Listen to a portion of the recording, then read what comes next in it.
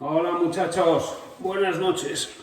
¿Cómo estáis? Es ya sábado por la noche, la primera cerveza de la jornada, ya tranquilo, los niños ya acostados, un poco ya un momento de paz familiar, el hogar en silencio, nuestro momento.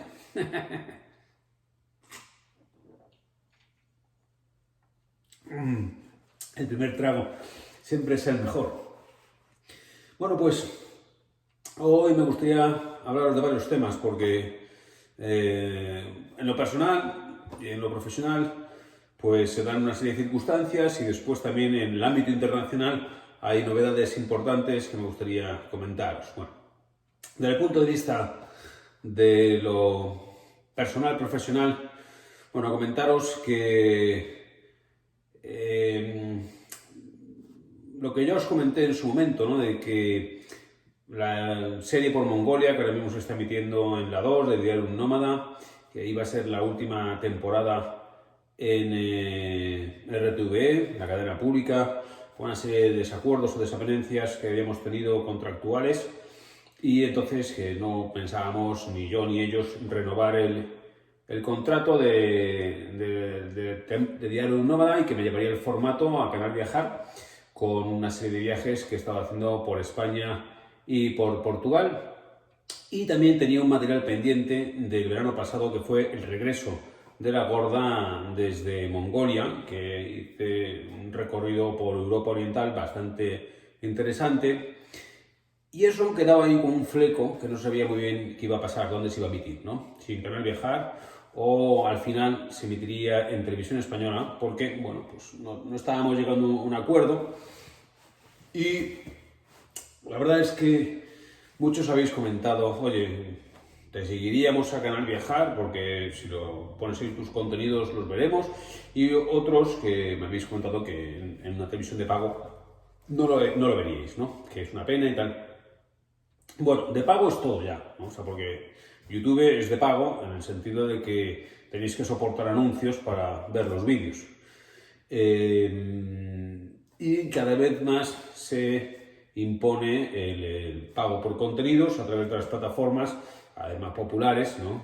Netflix, Amazon Prime, HBO, también pues Movistar Plus, Orange y tal, ¿no? De ahí es donde se puede ver Canal Viajar, ¿no? En las plataformas digitales como Orange TV, Euskaltel, Vodafone, Movistar Plus. Pero, bueno, al final la noticia es que he llegado a un acuerdo con Televisión Española. De hecho, ya está firmado el contrato para que se emita la temporada 12 de Diario Un Nómada, que será la Ruta del Ámbar, que es un viaje desde las repúblicas bálticas, ¿no? Porque el ámbar se extraía del mar Báltico y se llevaba hasta Italia, hasta Roma, y también hasta Bizancio e incluso hasta Damasco, ¿no? Pero la cosa tenía que cruzar toda Europa, ¿no? Desde el mar Báltico hasta Italia, que desde allí era donde ya se distribuía a la civilización, ¿no? Pues eso es lo que hice yo, desde Riga hasta el Stelvio, en una ruta que he llamado la Ruta del Ámbar,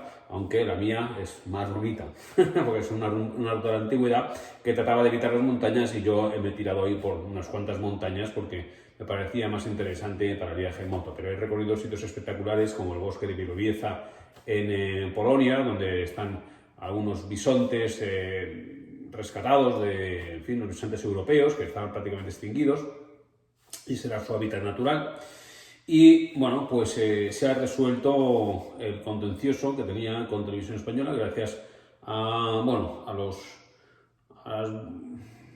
buenas gestiones del departamento jurídico de la cadena, que ha entendido mi postura, y al final, pues al menos esa temporada se verá en la 2, así que se podrá ver en abierto. Lo que no sé es cuándo se verá, porque ya vamos con cierto retraso con respecto al calendario normal. Yo en el calendario normal pues estrenábamos una temporada en octubre, como esta de Mongolia, y en enero se estrenaba la siguiente, ¿no? Normalmente eran 2 temporadas al año.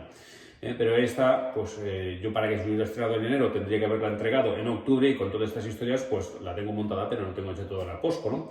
Lo que sí es cierto es que ha habido un desacuerdo importante con respecto a la presencia publicitaria, porque Televisión Española tiene prohibida por ley la publicidad y hasta ahora pues se interpretaba que la presencia de la motocicleta, de mi chaqueta y de mi casco, que son de la marca BMW, pues no incumplía esa normativa. Ahora de repente pues me dicen que eso incumple la normativa, me lo dicen después de que yo ya he filmado la serie y entonces tendrán que aparecer los logos pixelados y eso justificará o explicará por qué a veces se ven los logos pixelados. No es que los pixele yo, ni porque esté enfadado con BMW, ni porque me dé la gana, sino porque me parece que queda feísimo, pero a veces son imposiciones de la cadena para no incumplir la normativa. Y lo que pasa es que la interpretación la hace, bueno, pues en cada día o digamos, que las interpretaciones pues no son siempre las mismas, ¿no? Entonces, bueno, pues ahora se ha interpretado que los logos habituales que lleva la chaqueta, el casco y la moto de BMW, pues que se consideran publicidad y entonces que se tienen que pixelar.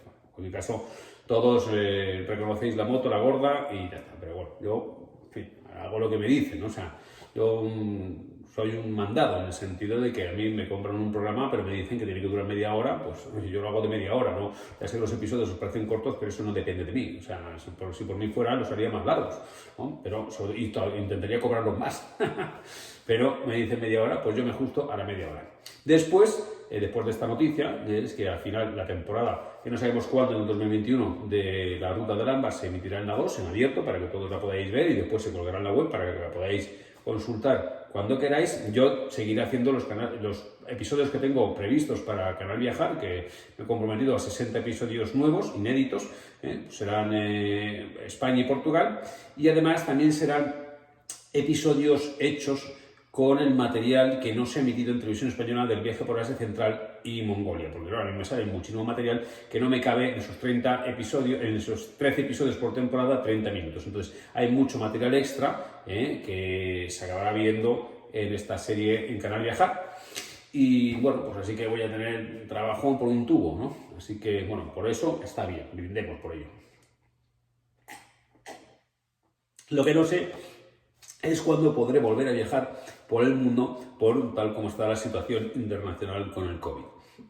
Después queda pendiente que se resuelva por fin este próximo mes lo que es los premios Tapping, el cual está mi programa Diario de un Nómada nominado como mejor espacio divulgativo y cultural. Así que, bueno, pues yo creo que tengo posibilidades de que nos den un premio, que sería un cierre cojonudo, un broche cojonudo a la trayectoria de Diario de un Nómada, que ya sabéis que es un programa absolutamente personal, que dirijo, produzco, realizo y protagonizo yo, hago las voces en off y lo monto yo en mi casa, así que es una obra de autor y por lo tanto el premio pues será, bueno, si me lo dan, pues una alegría, ¿no? Pues cojones, un reconocimiento que lleva siendo hora, ¿no? Que no creo que se promocione mucho y el programa yo creo que se conoce por los que lo habéis visto y en fin, os ha llamado la atención y ya es prácticamente un programa de culto que se sigue con mucho interés, pero bueno, pues está ahí para minorías, ¿no? Porque tampoco es que desde la cadena se le promocione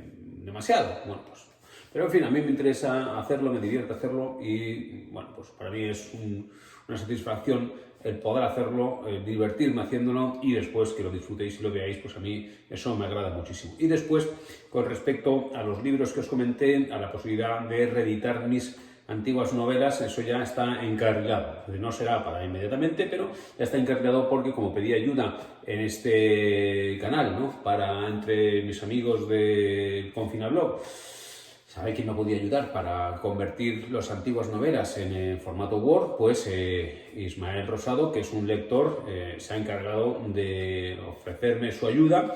No ha sido el único, lo que sí es cierto es que de entre todas las personas que me ofrecen su ayuda, yo elijo siempre, como en todo, a mis lectores, es decir, a los que me han comprado libros, porque al fin y al cabo es una comunidad que sobre todo se apoya en aquellos que conocéis realmente el contenido de mi trabajo. El contenido de mi trabajo, mi pensamiento y mis preocupaciones esenciales no son las de los vídeos, no ni siquiera de estos, ¿no? Es la que se escribe en los libros. Por eso yo siempre os recomiendo que os leáis mis libros. Y bueno, pues ya sabéis que ahora ha salido la reedición de de Diario Un Nómada, la ruta Exploradores en América, y que estaba este libro completamente agotado durante bastantes meses, y ya por fin se ha reeditado, así que si queréis Diario Un Nómada, Ruta Exploradores América o Nómada en Sudamérica, pues me escribís un correo, yo os lo mando dedicado, miquelsilvestre.com, en la página web encontréis el formulario de contacto y con mucho gusto yo os mando los libros dedicados.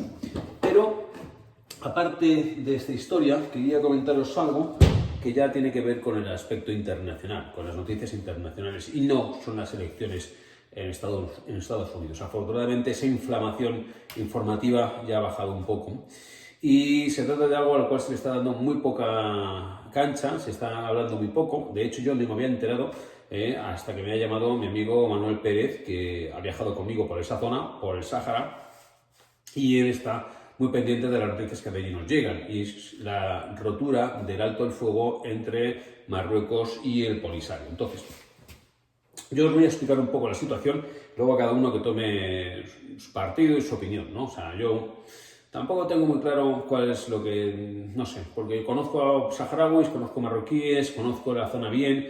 Es una zona que a mí me gusta que esté tranquila, que esté pacífica, porque, sobre todo por los que viven allí y también por los que viajamos por allí, porque todo el conflicto ahora que se está montando no va a ser bueno para nadie. Bueno, entonces, ¿qué ocurre? Como ya sabéis, el Frente Polisario y Marruecos llevan décadas de conflicto desde la descolonización del Sáhara en el año 75, como consecuencia de la Marcha Verde. España se va, deja a los saharauis allí pues bueno, desamparados en manos de Marruecos, y Marruecos toma mano militar el Sáhara con esa gran colonización de civiles de la Marcha Verde, auspiciada por Rabat, pero también con su ejército. Y entonces se produce una guerra entre el Frente Polisario, y que son bueno, pues, los saharauis, y Marruecos.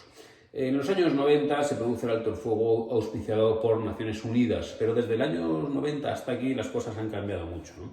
Entonces, básicamente lo que ha pasado ahora es que, y es que además eso lo podéis ver perfectamente en el episodio de Destino Dakar, ¿no? Cuando cruzamos la frontera entre el Sáhara, controlado por Marruecos, y Mauritania. Allí hay una tierra de nadie, que son 5 kilómetros sin asfaltar, es un campo, es un puro desierto, es la arena, ¿no? Y está minado, ¿no? Y entonces por allí, desde que sales de la aduana controlada por Marruecos hasta que llegas a la aduana mauritana, pues hay 5 kilómetros que es como una tierra de Mad Max, ¿no? Está todo lleno de coches abandonados, coches oxidados, quemados, ahí aparecen unos fulanos muy raros, lo que te ven, cambian dinero con maletines, en fin, es como una tierra de nadie, de bandidos, no sé muy bien lo que es, pero tú la tienes que atravesar para llegar a la aduana mauritana. Eso en el vídeo que hicimos se ve perfectamente porque nos paramos allí a filmar, o sea, ese territorio sin ley se conoce. Entonces te preguntas, ¿por qué esto está así? ¿Por qué no se ha hecho una carretera bien? ¿Por qué ese territorio es desmilitarizado como consecuencia de los acuerdos de alto el fuego entre el Sáhara y entre el Polisario y Marruecos? Entonces, en esa zona no puede haber fuerzas militares. Y los marroquíes ya en el año 2017 intentaron construir una carretera, claro, porque esa es la vía principal que une el sur del Sáhara, el sur de Marruecos, con el resto del continente africano. Es decir, es la vía Dakar, es la vía Senegal, que atraviesa Mauritania y va hacia el resto del continente, ¿no? Pues bueno, esa vía estaba sin asfaltar. Entonces los marroquíes pretendieron asfaltarla y eso provocó enfrentamientos con los saharauis. ¿Pero qué es lo que ha pasado ahora? Hace unas semanas los saharauis entraron en esa tierra de nadie, que ellos consideran suya, y a pesar de que el acuerdo impide la presencia de tropas militares de ninguno de los bandos, ellos establecieron allí un bloqueo y no dejaban pasar a los camiones que pasaban desde Mauritania a Marruecos o el Sáhara ocupado por Marruecos o del Sáhara ocupado por Marruecos a Mauritania y viceversa. El tráfico lo bloquearon. Eso iba a tener unas consecuencias, porque tú no puedes bloquear una frontera internacional sin que pase nada. Entonces tuvieron eso bloqueados 3 semanas, y entonces Marruecos al final pues mandó allí sus tropas y a despejar aquello y a permitir el paso. Eso se consideró por el Polisario como una rotura del alto el fuego y han lanzado algunos artefactos explosivos contra las bases militares que hay allí, porque el Sáhara, controlado por Marruecos, está completamente militarizado, y más en esa zona. Entonces el Polisario ha declarado ahora mismo la rotura del alto el fuego y declara la guerra. Bien, esto que ha provocado ya unas manifestaciones en el Parlamento Europeo, la izquierda pues está apoyando al Polisario, en fin. Esto, bueno, se puede explicar por la necesidad que tiene el Frente Polisario de romper el statu quo, porque el statu quo, auspiciado y protegido y tolerado por MINURSO, por la ONU, por la nación, la misión que tiene ahí la ONU para la protección de ese alto el fuego, pues no está haciendo nada, no se están cumpliendo los acuerdos de paz. Y los acuerdos de paz son que se celebre un referéndum. El problema de la celebración del referéndum es que tampoco se ponen de acuerdo, es en cuanto al censo, porque claro, los saharauis lo que quieren es que se utilice el censo del 1975, pero es que los marroquíes lo que quieren es que se aplique el censo actual. Y ahí tenemos un problema muy serio, porque en el censo actual los saharauis han perdido la preponderancia demográfica con respecto a los marroquíes, porque los marroquíes han metido allí mucha población, colonos podríamos decir, pero la cuestión es que ya ha pasado tanto tiempo que esos colonos han tenido hijos y prácticamente nietos, y por lo tanto ahora se encuentra que hay allí una población ya nacida en el Sáhara que también tiene derecho a votar y a decidir sobre su futuro, porque ya están allí. Entonces, y han nacido allí. Y claro, los saharauis dicen que esos no pueden votar porque no es su tierra, no son saharauis. Y ellos dicen, oiga, nosotros tenemos derecho a votar porque ya hemos nacido aquí. Y entonces ahora nos encontramos con el clásico conflicto o el debate, que ya es universal, sobre quién tiene derecho a la tierra. Los nacidos previamente en generaciones anteriores o los que trabajan y viven allí, ¿no? Porque los marroquíes que trabajan y viven allí desde que nacieron, ¿no? Pues entonces se supone que, bueno, pues teóricamente tienen también derechos civiles y políticos sobre la tierra en la que viven. Pero los saharauis consideran que su presencia allí es una colonización y por lo tanto es ilegal o no está auspiciada por el derecho internacional y ellos no tendrían derecho a votar.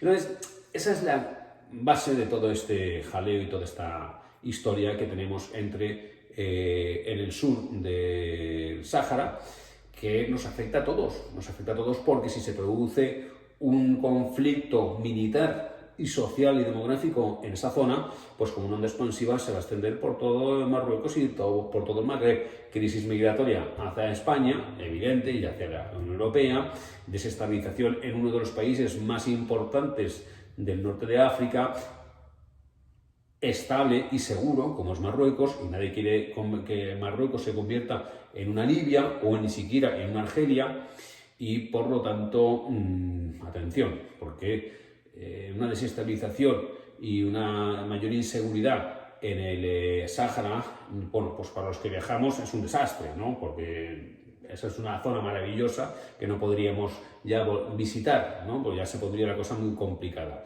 ¿no? Ya está siendo, es burocráticamente complicada, te paran continuamente los gendarmes para pedirte la documentación, pero se puede transitar. El viaje a Dakar es un clásico, ¿no? Pero bueno, si nos cortan esa vía, pues ya nos impiden viajar, pero es que claro, es que de Marruecos tú tampoco puedes ir hacia Argelia, porque la frontera se lleva cerrada muchos años, ¿no? Con lo cual a Marruecos se la dejaría completamente aislada.